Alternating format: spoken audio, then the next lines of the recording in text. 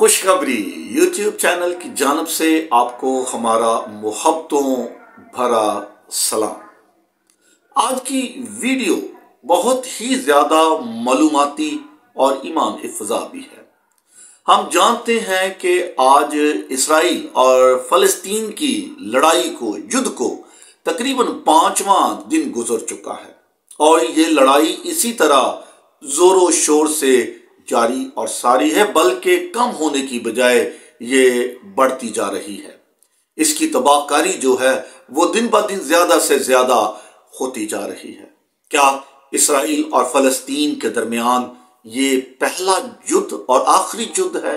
नहीं। कलाम मुकद्दस में भी और जो दुनिया की तारीख है वो हमें बताती है कि इन दोनों कौमों के माबीन बहुत सारी जंगें हो चुकी हैं और इनके जो नताइज हैं इनसे भी हम बाखूबी वाकिफ हैं कि इन तमाम जंगों में खुदा ने फतूहात किनको बख्शी है। आज भी ये जो लड़ाई है इसके बारे में बहुत सी क्यास आराइयां पेश की जाती हैं और कहा जाता है आमूस नबी की किताब में से शायद ये वो पेशन गोई है जो खुदावन ने आमूस नबी के तलक से की है। नहीं, मैं समझता हूं ये जो लड़ाई जिस तरह की सूरत हाल बनती जा रही है और जिस सिमत को ये जा रही है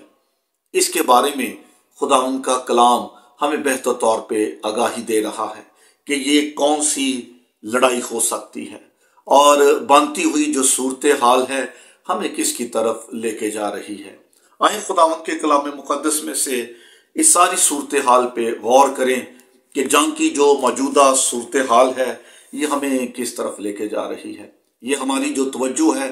किस जानब करवा रही है। अगर हम खुदावंद के कलाम मुकद्दस में से पढ़ें मुकाशफा की किताब तो हमें इस जंग के बारे में थोड़े बहुत निशानात मिलते हैं। पेशन गोई का जिक्र किया गया है, एक बड़ी नबूवत है जो अभी पूरा होना बाकी भी है। आए खुदावंद के कलाम मुकद्दस में से हम पढ़ें यूहन्ना आरफ का मुकाशफा और उसका 20वां बाप और उसकी 7वीं आयत। मेरा तो ये मानना है, मेरा ये ख्याल है कि जो मौजूदा सूरत हाल है हमें इस पेशन गोई की तरफ लेके जा रही है और यूं महसूस हो रहा है कि शायद खुदा अपने कलाम की इस पेशन गोई को जो अभी पूरा होना बाकी थी खुदावंद इसे पूरा करना चाहता है। ये खास प्रोफेसी है जो खुदावंद ने यूहन्ना आरफ के वसीले से की, यानी कि ये पेशन गोई तीसरी बड़ी आलमगीर जंग के बारे में हमें बता रही है। कलाम खुदा में लिखा है और जब 1000 बरस पूरे हो चुकेंगे तो शैतान कैद से छोड़ दिया जाएगा और उन कौमों को जो जमीन की चारों तरफ होंगी, यानी जूज माजूज को गुमराह करके लड़ाई के लिए जमा करने को निकलेगा। उनका शुमार समुंदर की रेत के बराबर होगा और वो तमाम जमीन पर फैल जाएंगी और मुकद्दसों की लश्करगाह और अजीज शहर को चारों तरफ से घेर लेंगी। आमीन। और आगे फिर लिखा है कि खुदा उन पर अपनी आग को नाजल करेगा और वो उनको खा जाएगी और फिर अबलीस को आग और गंधक की झील में डाल दिया जाएगा। ये प्रोफेसी जो है ये हमें इस जंग के अंदर बनती हुई दिखाई दे रही है कि ये जो जंग है इसकी सूरत हाल सिचुएशन जो है वो दिन ब दिन बदलती जा रही है, तब्दील होती जा रही है और हम देख रहे हैं कि ये जो जंग है इसकी जो वुसअत है, इसके जो असरात है वो जो नज़दीकी हमसाया ममालिक हैं उनके ऊपर भी पड़ रहे हैं। मगर खुदावंद का कलाम मुकद्दस हमें बड़ी सेहत कलामी के साथ सिखा रहा है कि जो सूरत हाल बन रही है ये किस तरफ जाएगी, इसका एहतमाम क्या होगा, इसकी एंडिंग क्या होगी और ये किस तरह की सूरत हाल कुछ दिनों बाद इख्तियार कर सकती है। इसके बारे में हमें खुदावंद का कलाम बड़ी सेहत कलामी के सिखा रहा है। बुनियादी बात जो सीखने वाली है कि जो जंग है, जो युद्ध है, जो लड़ाई है, इनका कारण क्या है। ان کا موجد کون ہے، کون ان کو کرواتا ہے، اور کس سبب سے یہ قوموں کے درمیان، انسانوں کے درمیان، قبیلوں کے درمیان اور مذاہب کے درمیان ہوتی ہے۔ یہ بات سیکھنے والی، سمجھنے والی ہے۔ کلام کے اندر لکھا بھی ہے کہ شیطان کو کیسے چھوڑ دیا جائے گا، اور وہ قوموں کو اکسائے گا، وہ قوموں کو گمراہ کرے گا، ان کے دل کے اندر یہ بات ڈالے گا تاکہ وہ ایک دوسرے کے خلاف صف آرائی کریں، ایک دوسرے کے خلاف محاذ آرائی کریں، ایک دوسرے کے خلاف اٹھ کھڑے ہوں۔ اور کلام کے اندر یہاں ایک خاص قوم کا، ایک خاص خطے کا، ایک خاص زمینی پٹی کا ذکر کیا گیا ہے، ایسی قوم کا جو اسرائیل کے مد مقابل کھڑی ہو جائے گی، ایک ایسی قوم جو انتہائی طاقتور قوم ہے، جو جنگجو قوم ہے، جو غارت گور قوم ہے۔ جی، کلام کے اندر بڑی ہی صحت کلامی کے ساتھ اس بات کا ذکر کیا گیا ہے، اور یہ خاص قوم ہے جس کا ذکر قرآن مجید میں بھی ہوا ہے۔ ان کو جوج اور ماجوج کی قومیں کہا گیا ہے۔ کلام کے اندر لکھا ہے اسرائیل اور فلسطین کی جو لڑائی ہے، جو جد ہے، لڑائی جو ہے، جنگ جو ہے، وہ صورتحال کو بدل دے گی۔ یہ جنگ بڑھے گی اور اس کی جو تباہ کاری ہے، اس کا دائرہ کار جو ہے، جوج اور ماجوج کی قوموں کے درمیان بھی آ جائے گا۔ اس کا اثر ان پہ براہ راست ہوگا، اور وہ خود براہ راست بغیر کسی کی مرضی کے اس جنگ کے اندر کود پڑیں گی، وہ اس جنگ کو اپنی جنگ بنا لیں گی۔ اور کلام کے اندر اس قوم کی غارت گری کا ذکر کیا گیا ہے، قرآن کے اندر بتایا گیا ہے کہ یہ ایک جنگجو قوم ہے، یہ ایک وحشی قوم ہے، یہ ایک غارت گر قوم ہے۔ اور لکھا ہے جوج ماجوج کی جو قومیں ہیں، ابلیس ان کو گمراہ کر دے گا، ابلیس ان کے اندر فسادی روح کو پیدا کرے گا تاکہ یہ مقدس شہر اور مقدسوں کی لشکر گاہ کے خلاف کھڑے محاذ آرائی کریں۔ اور کلام کے اندر اس قوم کے بارے میں، اس کے شجرہ نسب کے بارے میں بھی ہمیں بتایا گیا ہے، اور آج ہم سیکھنے کی کوشش کریں گے اس ویڈیو کے وساطت سے کہ آخر یہ جوج اور ماجوج کی قومیں ہیں کون، اور یہ کس طرح اسرائیل کے خلاف محاذ آرائی کریں گی، اور کیا واقعی اس موجودہ لڑائی کے ساتھ ان کا کوئی براہ راست تعلق، کوئی کنیکشن، کوئی واسطہ ہے یا نہیں۔ تو آج سب سے پہلے اس جنگجو قوم کے بارے میں، جس کے بارے میں قرآن بھی ہمیں بتاتا ہے، سیکھیں کہ اس کا شجرہ نسب جو ہے وہ کیا ہے، کہاں سے یہ قوم چلی ہے، اور موجودہ دور میں یہ جو قومیں ہیں کن ممالک کے اندر موجود ہیں۔ کلام کے اندر پیدائش کی کتاب اور اس کا 10واں باب اور اس کی پہلی، دوسری اور تیسری آیت میں ہم اس قوم کے شجرہ نسب کے بارے میں پڑھتے ہیں، ان کے آباء و اجداد کے بارے میں، انسیسٹرز کے بارے میں، کہاں سے ان کا آغاز جو ہے وہ ہوا ہے۔ کلام میں لکھا ہے نوح کے بیٹوں سم، حام اور یافت کی اولاد یہ ہے۔ طوفان کے بعد ان کے ہاں بیٹے پیدا ہوئے۔ بنی یافت یہ ہیں، جومر اور ماجوج اور مادی اور یاوان اور توبل اور مصر اور تیراس، اور جومر کے بیٹے اشکناز،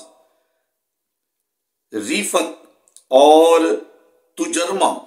اور یاوان کے بیٹے السیا اور ترسیس، کتی اور دودانی، قوموں کے جزیرے انہی کی نسل میں بٹ کر ہر ایک کی زبان اور قبیلے کے مطابق مختلف ملک اور گروہ ہو گئے۔ یعنی کہ یہ مختصر سا شجرہ نسب ہے، اور لکھا ہے کہ جو ماجوج ہے، مادی ہے، یاوان ہے اور توبل ہے، یہ یافت کی نسل میں سے ہے۔ اور پھر ان کی بہتر وضاحت، صراحت کے ساتھ جو وضاحت کی گئی ہے وہ حزقیل نبی کے صحیفے میں کی گئی ہے، 39واں اس کا باب اور اس کی پہلی اور دوسری آیت میں اس قوم کی ابصرات کے ساتھ وضاحت یوں کی گئی ہے، پس اے آدم زاد تو جوج کے خلاف نبوت کر اور کہہ کہ خداوند یوں فرماتا ہے، دیکھ اے جوج، روش اور مسک اور توبل کے فرما روا میں تیرا مخالف ہوں۔ دنیا کے جو مورخین ہیں، جو ہسٹرولوجسٹ ہیں، ان کا یہ ماننا بھی ہے، ان کا یہ کہنا بھی ہے کہ یہاں ان تین قوموں سے مراد روس، ماسکو اور بالسک ہیں۔ یہ تین بڑے ممالک ہیں جو وسط ایشیا اور ویسٹرن جو یورپ ہے اس کے اندر یہ واقع ہیں، اور ان کے بارے میں ہمیں پتہ چلتا ہے کہ واقعی یہ ایک جنگجو قوم ہے، ایک غارت گر قومیں ہیں، اور انہوں نے اسی طرح ترقی کی ہے، اور اب یہ قومیں عسکری لحاظ سے بھی انتہائی اہمیت کی حامل ہیں۔ یہودی جو تاریخ دان ہے یوسفس، اس کا یہ کہنا ہے کہ جو تاتاری ہے اور منگول جو ہیں اور ستم جو قوم ہے، یہ انہی میں سے نکلی ہے، اور یافت کی جو زیادہ تر نسل ہے یہ وسط ایشیا کے اندر آباد ہے اور مقیم ہے، اور یہیں سے یہ ہوتی ہوئی ویسٹرن یورپ کے اندر بھی چلے گئے۔ یہی وہ لوگ ہیں جنہوں نے یورپ کو بھی فتح کیا، اور بعد میں انہی نسل میں سے کچھ لوگ جو ہیں وہ امریکہ کے اندر بھی آباد ہو گئے۔ اس کا مطلب یہ ہے کہ یہ جو پٹی ہے، یہ جو قومیں ہیں جن کا ذکر جوج اور ماجوج کے طور پہ کیا گیا ہے، یہ جنگجو قومیں ہیں، عسکری قومیں ہیں، غارت کو قومیں ہیں، اور یہ تباہی بربادی پیدا کرنے والی قومیں ہیں۔ اور اس کے بارے میں جیسے کہ ہم نے بتایا کہ جو اسرائیل اور فلسطین کی جو لڑائی ہے، جو جنگ ہے، اس کا دائرہ کار اب دوسری قوموں تک بھی بڑھ رہا ہے، اور اب ہمیں جو صورتحال دکھائی دے رہی ہے یہ بڑی واضح ہے، یہ بڑی کلیئر ہے کہ اس جنگ کے اندر اب یہ جو جوج اور ماجوج کی قومیں ہیں یہ کودنے والی، یہ اس جنگ کا حصہ بننے والی، اور ان کی جو صف آرائی ہے، محاذ آرائی ہے، یہ اسرائیل کے خلاف ہے۔ یہ اسرائیل کے خلاف اٹھ کھڑی ہوں گی، لڑیں گی، محاصرہ آرائی کریں گے، یہ جنگ کے طور پہ تیار ہو جائیں گے، اور اسرائیل کی فوجوں کو، مقدس شہر کو یہ چاروں طرف سے گھیر لیں گے۔ اور یہ جو لڑائی ہے، یہ جو پیشن گوئی ہے، پروفیسی جو ہے، یہ تیسری بڑی عالمگیر جنگ کے بارے میں ہے جو عنقریب ہونے والی ہے۔ اسرائیل پر ایک بہت بڑی محاذ آرائی، اسرائیل کے خلاف ایک بہت بڑا مورچہ بندی ہونے والی ہے۔ قومیں جوج ماجوج کی قومیں، ان قومیں اسرائیل کے خلاف کھڑی ہوں گی، اور کلام مقدس کے اندر، مکاشفہ کی کتاب کے اندر یہ بات بڑی وضاحت کے ساتھ کی گئی ہے کہ جوج اور ماجوج سے مراد بنیادی طور پہ وہ قومیں ہیں جو بے دین ہیں، جن کا دین سے، خدا سے کوئی تعلق اور واسطہ نہیں ہے۔ یہ ملحد لوگ ہیں، اور یہی بے دین قومیں خدا کے قوم کے خلاف کھڑی ہوں گی، محاصرہ آرائی کریں گی، اور ایک بڑے جد میں، ایک بڑی لڑائی کے اندر یہ تبدیل ہو جائیں گی۔ خداوند سے دعا کریں کہ خداوند اس اپنے کلام کو یقیناً پورا ہوگا، اس کو کوئی بھی ٹال نہیں سکتا، اور کلام کے اندر یہ بات بڑی وضاحت کے ساتھ لکھی ہے کہ خدا کے کلام کی ہر ایک بات کا، ہر ایک نبوت کا، ہر ایک تعویل کا پورا ہونا ضرور ہے، لازم ہے، حقیقی ہے، اور اسے کوئی نہیں ٹال سکتا۔ مگر اس سارے امر میں، اس ساری لڑائی میں، اس سارے جد میں، جنگ میں ہمیں اس بات کے لیے دعا کرنے کی ضرورت ہے کہ خدا اپنا فضل اور اپنا جو رحم ہے وہ ہمیشہ جاری اور ساری رکھے۔ یقیناً ایسے حالات میں ہمیں دعا کرتے رہنا چاہیے، ایسے حالات میں ہمیں اپنے ملک کے لیے بھی دعا کرنی ہے، ایسے حالات میں ہمیں پیس امنگ نیشنز، اس خاص بات کے لیے بھی دعا کرنی ہے کہ give peace a chance among nations, خدا قوموں کے درمیان صلح اور سلامتی کی جو روح ہے اس کو پیدا کرے، مفاہمت کی روح کو پیدا کرے، رواداری کی، بھائی چارے کی روح کو پیدا کرے، تاکہ اس بڑی تباہی سے، اس بڑی بربادی سے بہت سارے مظلوم جو لوگ ہیں وہ بچ سکیں۔ خداوند ہم سب کو اس امر کے لیے، اس بات کے لیے، اس حقیقت کے لیے دعا کرنے کے لیے اور ایک ہونے کے لیے تیار کرے۔ آمین۔